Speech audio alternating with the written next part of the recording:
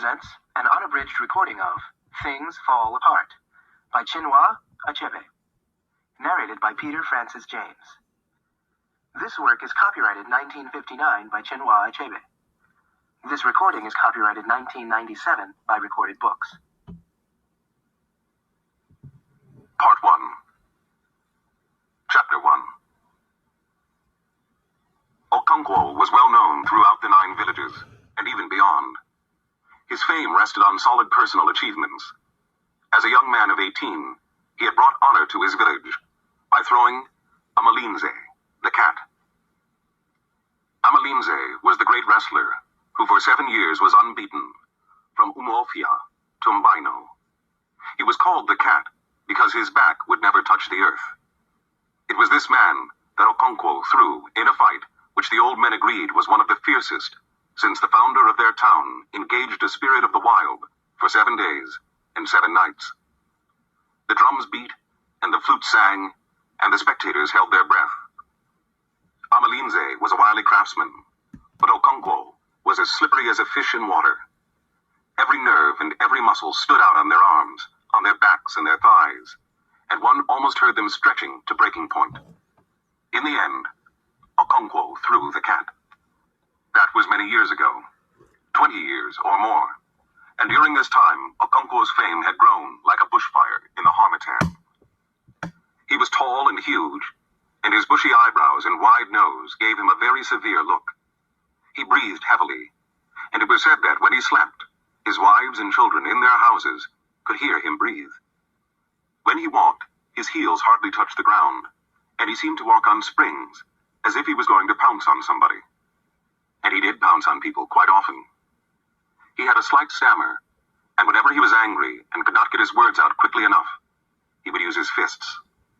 He had no patience with unsuccessful men. He had had no patience with his father. Unoka, for that was his father's name, had died 10 years ago. In his day, he was lazy and improvident, and was quite incapable of thinking about tomorrow. If any money came his way, and it seldom did, he immediately bought gourds of palm wine, called round his neighbors, and made merry. He always said that whenever he saw a dead man's mouth, he saw the folly of not eating what one had in one's lifetime. Unoko was, of course, a debtor, and he owed every neighbor some money, from a few cowries to quite substantial amounts. He was tall, but very thin, and had a slight stoop. He wore a haggard and mournful look, except when he was drinking or playing on his flute. He was very good on his flute, and his happiest moments were the 2 or 3 moons after the harvest, when the village musicians brought down their instruments hung above the fireplace. Unoka would play with them, his face beaming with blessedness and peace. Sometimes another village would ask Unoka's band and their dancing egwugu to come and stay with them and teach them their tunes. They would go to such hosts for as long as 3 or 4 markets, making music and feasting. Unoka loved the good fare and the good fellowship, and he loved this season of the year, when the rains had stopped and the sun rose every morning with dazzling beauty. And it was not too hot either, because the cold and dry Harmattan wind was blowing down from the north. Some years, the Harmattan was very severe, and a dense haze hung on the atmosphere. Old men and children would then sit round log fires, warming their bodies. Unoka loved it all, and he loved the first kites that returned with the dry season, and the children who sang songs of welcome to them. He would remember his own childhood, how he had often wandered around looking for a kite sailing leisurely against the blue sky. As soon as he found one, he would sing with his whole being, welcoming it back from its long, long journey, and asking it if it had brought home any lengths of cloth. That was years ago, when he was young. Unoka, the grown-up, was a failure. He was poor, and his wife and children had barely enough to eat. People laughed at him because he was a loafer, and they swore never to lend him any more money, because he never paid back. But Unoka was such a man that he always succeeded in borrowing more, and piling up his debts. One day, a neighbor called Okoye came in to see him. He was reclining on a mud bed in his hut, playing on the flute. He immediately rose and shook hands with Okoye. who then unrolled the goat skin which he carried under his arm, and sat down. Unoka went into an inner room, and soon returned with a small wooden disc, containing a kola nut, some alligator pepper, and a lump of white chalk. "I have cola," he announced when he sat down, and passed the disc over to his guest. "Thank you. He who brings cola brings life, but I think you ought to break it," replied Okoye, passing back the disc. "No, it is for you, I think." And they argued like this for a few moments, before Unoka accepted the honor of breaking the cola. Okoye, meanwhile, took the lump of chalk, drew some lines on the floor, and then painted his big toe. As he broke the cola, Unoka prayed to their ancestors for life and health and for protection against their enemies. When they had eaten, they talked about many things. About the heavy rains which were drowning the yams, about the next ancestral feast, and about the impending war with the village of Mbino. Unoka was never happy when it came to wars. He was, in fact, a coward, and could not bear the sight of blood. And so he changed the subject, and talked about music, and his face beamed. He could hear in his mind's ear the blood-stirring and intricate rhythms of the ekwe and the udu and the ogene, and he could hear his own flute weaving in and out of them, decorating them with a colorful and plaintive tune. The total effect was gay and brisk, but if one picked out the flute as it went up and down, and then broke up into short snatches, one saw that there was sorrow and grief there. Okoye was also a musician. He played on the ogene, but he was not a failure like Unoka. He had a large barn full of yams, and he had 3 wives. And now he was going to take the Idemili title, the 3rd highest in the land. It was a very expensive ceremony, and he was gathering all his resources together. That was, in fact, the reason why he had come to see Unoka. He cleared his throat and began. "Thank you for the cola. You may have heard of the title I intend to take shortly." Having spoken plainly so far, Okoye said the next half a dozen sentences in Proverbs. Among the Igbo, the art of conversation is regarded very highly, and Proverbs are the palm oil with which words are eaten. Okoye was a great talker, and he spoke for a long time, skirting round the subject, and then hitting it finally. In short, he was asking Unoka to return the 200 cowries he had borrowed from him more than 2 years before. As soon as Unoka understood what his friend was driving at, he burst out laughing. He laughed loud and long, and his voice rang out, clear as the ogene, and tears stood in his eyes. His visitor was amazed and sat speechless.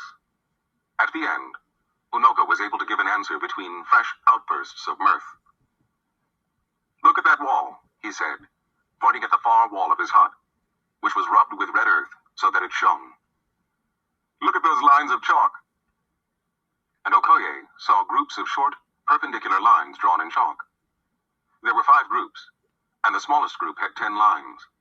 Unoka had a sense of the dramatic, and so he allowed a pause, in which he took a pinch of snuff and sneezed noisily, and then he continued. "Each group there represents a debt to someone, and each stroke is 100 cowries. You see, I owe that man 1,000 cowries, but he has not come to wake me up in the morning for it. I shall pay you, but not today. Our elders say that the sun will shine on those who stand before it shines on those who kneel under them. I shall pay my big debts first." And he took another pinch of snuff, as if that was paying the big debts first. Okoye rolled his goat skin and departed. When Unoka died, he had taken no title at all, and he was heavily in debt. Any wonder, then, that his son, Okonkwo, was ashamed of him? Fortunately, among these people, a man was judged according to his worth, and not according to the worth of his father. Okonkwo was clearly cut out for great things. He was still young, but he had won fame as the greatest wrestler in the 9 villages. He was a wealthy farmer, and had 2 barns full of yams, and had just married his 3rd wife. To crown it all, he had taken 2 titles, and had shown incredible prowess in 2 intertribal wars. And so although Okonkwo was still young, he was already one of the greatest men of his time. Age was respected among his people, but achievement was revered. As the elders said, if a child washed his hands, he could eat with kings. Okonkwo had clearly washed his hands, and so he ate with kings and elders. And that was how he came to look after the doomed lad, who was sacrificed to the village of Umofia by their neighbors to avoid war and bloodshed. The ill-fated lad was called Ikemefuna. Chapter 2. Okonkwo had just blown out the palm oil lamp and stretched himself on his bamboo bed when he heard the ogene of the town crier piercing the still night air. Gome, gome, gome, gome, boomed the hollow metal. Then the crier gave his message, and at the end of it, beat his instrument again. And this was the message. Every man of Umofia was asked to gather at the marketplace tomorrow morning. Okonkwo wondered what was amiss, for he knew certainly that something was amiss. He had discerned a clear overtone of tragedy in the crier's voice, and even now he could still hear it as it grew dimmer and dimmer in the distance. The night was very quiet. It was always quiet except on moonlight nights. Darkness held a vague terror for these people, even the bravest among them. Children were warned not to whistle at night for fear of evil spirits. Dangerous animals became even more sinister and uncanny in the dark. A snake was never called by its name at night because it would hear. It was called a string. And so, on this particular night, as the crier's voice was gradually swallowed up in the distance, silence returned to the world.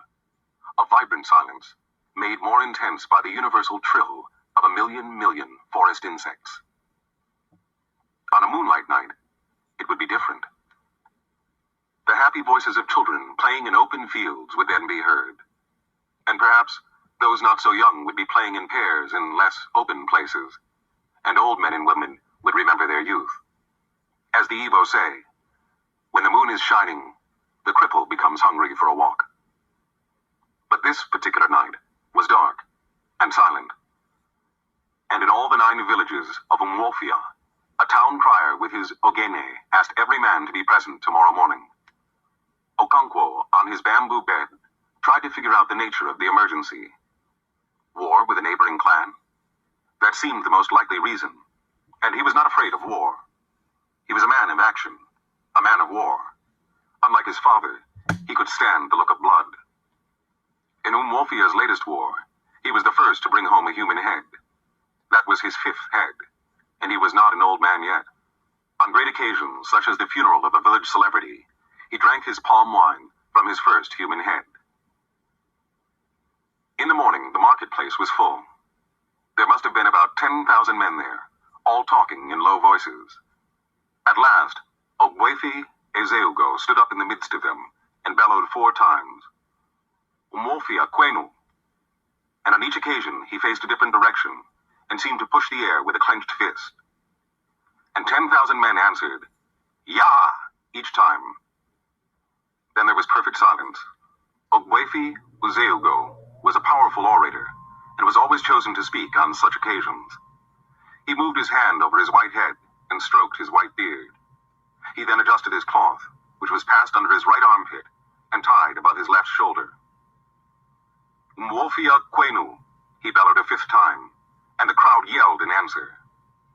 And then suddenly, like one possessed, he shot out his left hand and pointed in the direction of Mbino, and said through gleaming white teeth firmly clenched, Those sons of wild animals have dared to murder a daughter of Umwofia. He threw his head down and gnashed his teeth, and allowed a murmur of suppressed anger to sweep the crowd. When he began again, the anger on his face was gone, and in its place, a sort of smile hovered, more terrible and more sinister than the anger. And in a clear, unemotional voice, he told Umwofia how their daughter had gone to market at Mbino and had been killed. That woman, said Ezeugo, was the wife of Ogwefi Udo, and he pointed to a man who sat near him with a bowed head. The crowd then shouted with anger and thirst for blood. Many others spoke, and at the end it was decided to follow the normal course of action.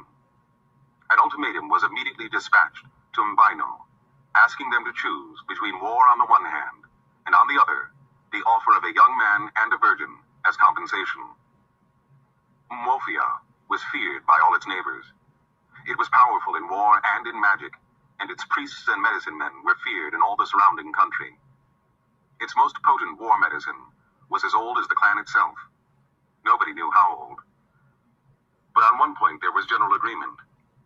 The active principle in that medicine had been an old woman with one leg. In fact, the medicine itself was called Agadinwai, or Old Woman. It had its shrine in the center of Umofia, in a cleared spot. And if anybody was so foolhardy as to pass by the shrine after dusk, he was sure to see the old woman hopping about. And so the neighboring clans, who naturally knew of these things, feared Umofia, and would not go to war against it without first trying a peaceful settlement. And in fairness to Umofia, it should be recorded that it never went to war, unless its case was clear and just, and was accepted as such by its oracle, the Oracle of the Hills and the Caves. And there were indeed occasions when the oracle had forbidden Umofia to wage a war. If the clan had disobeyed the oracle, they would surely have been beaten, because their dreaded Agadinwai would never fight with the evil call, a fight of blame. But the war that now threatened was a just war. Even the enemy clan knew that. And so when Okonkwo of Umofia arrived at Umbino as the proud and imperious emissary of war, he was treated with great honor and respect, and 2 days later he returned home with a lad of 15 and a young virgin. The lad's name was Ikemefuna, whose sad story is still told in Umofia unto this day. The elders, or Indiche, met to hear a report of Okonkwo's mission. At the end they decided, as everybody knew they would, that the girl should go to Ogbuefi Udo to replace his murdered wife. As for the boy, he belonged to the clan as a whole, and there was no hurry to decide his fate. Okonkwo was, therefore, asked on behalf of the clan to look after him in the interim. And so, for 3 years, Ikemefuna lived in Okonkwo's household. Okonkwo ruled his household with a heavy hand. His wives, especially the youngest, lived in perpetual fear of his fiery temper, and so did his little children. Perhaps down in his heart, Okonkwo was not a cruel man, but his whole life was dominated by fear, the fear of failure and of weakness. It was deeper and more intimate than the fear of evil and capricious gods and of magic, the fear of the forest and of the forces of nature, malevolent, red in tooth and claw. Okonkwo's fear was greater than these. It was not external, but lay deep within himself. It was the fear of himself, lest he should be found to resemble his father. Even as a little boy, he had resented his father's failure and weakness, and even now he still remembered how he had suffered when a playmate had told him that his father was Agbala. That was how Okonkwo first came to know that Agbala was not only another name for a woman, it could also mean a man who had taken no title. And so Okonkwo was ruled by one passion: to hate everything that his father, Unoka, had loved. One of those things was gentleness, and another was idleness. During the planting season, Okonkwo worked daily on his farms, from cockcrow until the chickens went to roost. He was a very strong man, and rarely felt fatigue. But his wives and young children were not as strong, and so they suffered. But they dared not complain openly. Okonkwo's first son, Nwoye, was then 12 years old, but was already causing his father great anxiety for his incipient laziness. At any rate, that was how it looked to his father, and he sought to correct him by constant nagging and beating. And so, Nwoye was developing into a sad-faced youth. Okonkwo's prosperity was visible in his household. He had a large compound, enclosed by a thick wall of red earth. His own hut, or obi, stood immediately behind the only gate in the red walls. Each of his 3 wives had her own hut, which together formed a half-moon behind the obi. The barn was built against one end of the red walls, and long stacks of yam stood out prosperously in it. At the opposite end of the compound was a shed for the goats, and each wife built a small attachment to her hut for the hens. Near the barn was a small house, the medicine house, or shrine, where Okonkwo kept the wooden symbols of his personal god and of his ancestral spirits.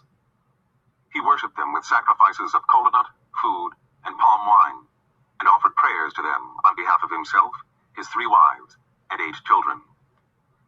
So, when the daughter of Umuofia was killed in Umbaino, Ikemefuna came into Okonkwo's household. When Okonkwo brought him home that day, he called his most senior wife and handed him over to her. He belongs to the clan, he told her, so look after him. Is he staying long with us? She asked. Do what you're told, woman, Okonkwo thundered and stammered. When did you become one of the Ndichie of Umuofia? And so, Nuoye's mother took Ikemefuna to her hut and asked no more questions. As for the boy himself, he was terribly afraid. He could not understand what was happening to him, or what he had done. How could he know that his father had taken a hand in killing a daughter of Umuofia?